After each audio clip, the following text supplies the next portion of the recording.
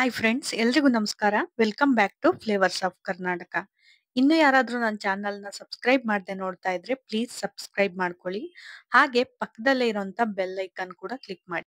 Simple ಆಗಿ chicken dry ರೆಸಿಪಿನ ಈಸಿಯಾಗಿ ಹಾಗೆ ರೆಡಿಮೇಡ್ ಪೌಡರ್‌ನ ಉಪಯೋಗಿಸ್ಕೊಂಡು ಯಾವ ರೀತಿ ಮಾಡೋದಂತ ಇವತ್ತಿನ ರೆಸಿಪಿನಲ್ಲಿ ನೋಡೋಣ.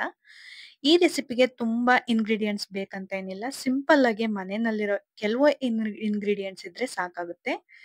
ಇದಕ್ಕೆ ಒಂದು ಮೀಡಿಯಂ ಸೈಜ್ದು ಈರುಳ್ಳಿ, ಹಾಗೆ ಬೆಳ್ಳುಳ್ಳಿ, ಸ್ವಲ್ಪ ಶುಂಠಿ, ಪುದೀನ, ಕೊತ್ತಂಬರಿ ಇಷ್ಟನ್ನ ತಗೊಂಡು ನಾನು ನೈಸ್ ಆಗಿ ಮಿಕ್ಸಿನಲ್ಲಿ ಪೇಸ್ಟ್ ಮಾಡ್ಕೊಂಡಿದ್ದೀನಿ.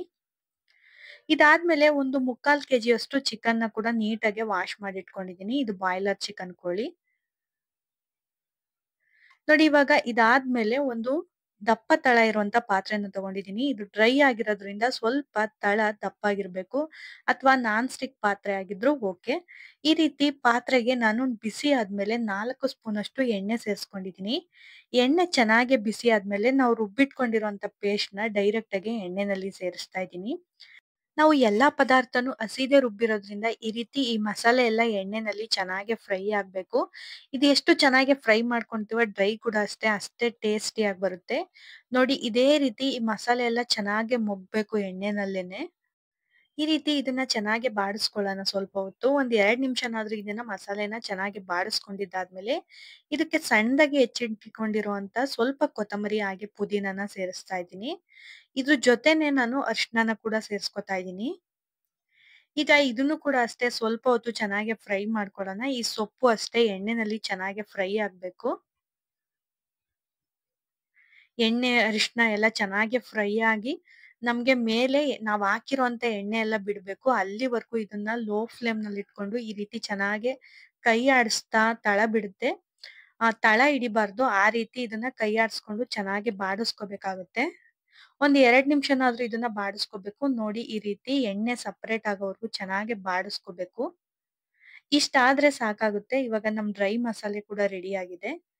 ಈಗ ನಾವು ವಾಶ್ ಮಾಡಿ ಇಟ್ಕೊಂಡಿರುವಂತ ಚಿಕನ್ ನ ಸೇರಿಸ್ತಾ ಇದ್ದೀನಿ. ಇದು ಬಾಯ್ಲರ್ ಚಿಕನ್ ಆದ್ರೆ ಮಾತ್ರ ಚೆನ್ನಾಗಿರುತ್ತೆ.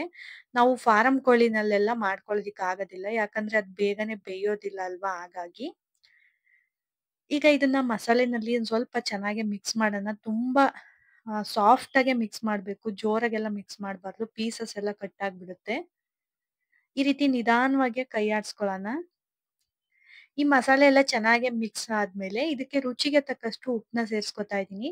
ಉಪ್ಪು ಸೇರ್ಸೋದ್ರಿಂದ ಇದ್ರಲ್ಲಿರೋ ನೀರಿನ ಅಂಶ ಎಲ್ಲ ಚೆನ್ನಾಗಿ ಬಿಟ್ಕೊಳ್ಳುತ್ತೆ. ನಾನು ಇಲ್ಲಿ ಯಾವುದೇ ರೀತಿ ನೀರ್ನ ಯೂಸ್ ಮಾಡ್ತಾ ಇಲ್ಲ. ಈಗ ನಾವು ಉಪ್ಪು ಹಾಕಿದೀವಲ್ವಾ, ಇವಾಗ ಚಿಕನ್ ನಲ್ಲಿರೋ ನೀರಿನ ಅಂಶ ಎಲ್ಲ ಹಾಗೆ ಮಸಾಲೆನಲ್ಲಿರೋ ನೀರಿನ ಅಂಶ ಎಲ್ಲ ಬಿಟ್ಕೊಳ್ಳುತ್ತೆ. ನೋಡಿ, ಇವಾಗ ಉಪ್ಪು ಹಾಕಿದ್ಮೇಲೆ ಇನ್ನೊಂದ್ ಸ್ವಲ್ಪ ಚೆನ್ನಾಗಿ ಮಿಕ್ಸ್ ಮಾಡ್ಕೊಳ್ಳೋಣ. ಈ ರೀತಿ ಮಿಕ್ಸ್ ಮಾಡ್ಕೊಂಡಿದ್ದಾದ್ಮೇಲೆ ಒಂದು ಲಿಡ್ ನ ಕ್ಲೋಸ್ ಮಾಡಿ ಒಂದ್ 5 ನಿಮಿಷ ಇದನ್ನ ಚೆನ್ನಾಗಿ ಬೇಯಕ್ಕೆ ಬಿಡೋಣ. ಲೋ ಫ್ಲೇಮ್ ನಲ್ಲಿ ಇಟ್ಕೊಂಡೆ ಬೇಯಿಸ್ಕೊಳ್ಳಿ. ನೋಡ್ತಾ ಇರ್ಬೋದು, 5 ನಿಮಿಷ ಆದ್ಮೇಲೆ ನಾನು ಓಪನ್ ಮಾಡಿ ತೋರಿಸ್ತಾ ಇದ್ದೀನಿ. ಚಿಕನ್ ನಲ್ಲಿರೋ ನೀರೆಲ್ಲ ಇವಾಗ ಬಿಟ್ಕೊಂಡಿದೆ. ಒಂದ್ 5 ನಿಮಿಷ ಈ ನೀರೆಲ್ಲ ಸ್ವಲ್ಪ ಇಂಗೋವರೆಗೂ ಕುದಿಸ್ಕೊಂಡು, ನೋಡಿ ಇವಾಗ ಲಾಸ್ಟ್ ಅಲ್ಲಿ 1 ಸ್ಪೂನ್ ಅಷ್ಟು ಚಿಲ್ಲಿ ಪೌಡರು ಹಾಗೆ 1 ಸ್ಪೂನ್ ಅಷ್ಟು ತೇಜು ಚಿಕನ್ ಮಸಾಲಾನ ನಾನು ಯೂಸ್ ಮಾಡ್ತಾ ಇದ್ದೀನಿ. ನೀವು ಯಾವ ಬ್ರಾಂಡ್ ಚಿಕನ್ ಮಸಾಲ ಕೂಡ ಯೂಸ್ ಮಾಡ್ಬೋದು. ಇಷ್ಟೇ ಇದಕ್ಕೆ ಸ್ಪೈಸಸ್, ಇನ್ನೇನು ಕೂಡ ಸೇರ್ಸಿಲ್ಲ. ಈಗ ಚೆನ್ನಾಗಿ ಒಂದ್ಸಲ ಮಿಕ್ಸ್ ಮಾಡ್ಕೊಳ್ಳೋಣ. ಸ್ವಲ್ಪ ಚಿಕನ್ ಜಾಸ್ತಿ ಇದ್ರೆ ನೀವು ಸ್ಪೈಸಸ್ ನ ಕೂಡ ಜಾಸ್ತಿ ಸೇರ್ಸ್ಕೋಬೇಕಾಗುತ್ತೆ. ಲಾಸ್ಟ್ ಅಲ್ಲಿ ಒಂದ್ 5 ನಿಮಿಷ ಇದೇ ರೀತಿ ಲೋ ಫ್ಲೇಮ್ ನಲ್ಲಿ ಇಟ್ಕೊಂಡು ಇದನ್ನ ಬೇಯಿಸ್ಕೊಂಡ್ರೆ ಸೂಪರ್ ಆಗಿರುವಂತ ಚಿಕನ್ ಡ್ರೈ ರೆಡಿ ಆಯ್ತು. ಇದಕ್ಕೆ ಕಡಿಮೆ ಇಂಗ್ರೀಡಿಯೆಂಟ್ಸ್ ಅಂದ್ರೆ ಸಾಕು, ಯಾವುದೇ ಹೆವಿ ಮಸಾಲೆ ಬೇಡ. ವಿಡಿಯೋ ಇಷ್ಟ ಆಗಿದ್ರೆ ಲೈಕ್ ಮಾಡಿ, ಶೇರ್ ಮಾಡಿ, ಕಮೆಂಟ್ ಮಾಡಿ. Thanks for watching.